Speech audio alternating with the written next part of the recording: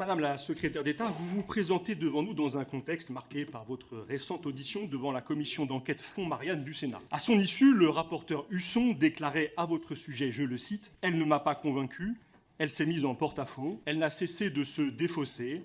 Notre rapport conclura qu'elle ne dit pas la vérité, la justice fera son travail derrière. » Je vous poserai donc, au prisme de ce qu'il convient d'appeler l'affaire Schiappa, 2 questions relatives au thème de votre audition. La première concerne le financement des associations. L'affaire Schiappa révèle une pratique discrétionnaire et opaque, un favoritisme structurel mis en œuvre par votre cabinet dans l'attribution des subsides du Fonds Marianne. À la lumière de ces pratiques, je souhaiterais connaître votre conception du mode et des procédures de financement du monde associatif. Ma seconde question porte sur votre vision de la place et du rôle des associations dans notre vie démocratique. L'affaire Schiappa révèle une forme d'instrumentalisation par le pouvoir macroniste de certaines associations à des fins politiques. Ainsi, l'association Reconstruire le commun a-t-elle manifestement été créée et financée pour mener une campagne de dénigrement contre vos adversaires politiques, notamment contre Anne Hidalgo et Jean-Luc Mélenchon. À la lumière de ces révélations, pouvez-vous nous indiquer comment la secrétaire d'État à la vie associative que vous êtes devenue conçoit-elle le rôle et la place des associations dans notre vie démocratique?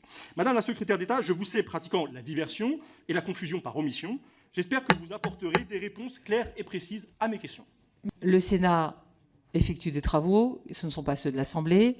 Il n'a pas rendu ses conclusions. Donc, en fait, les propos que vous tenez en disant que la ministre, la parole n'est pas crédible, en vous basant quand même sur les propos du Sénat, je trouve sont malvenus dans notre enceinte. Faisons-nous notre opinion ici. Monsieur le député Paul Vannier, alors je vous remercie pour votre question tout en mesure et en nuance et en subtilité, à la hauteur de votre grandeur. Vous semblez passionné par cette affaire.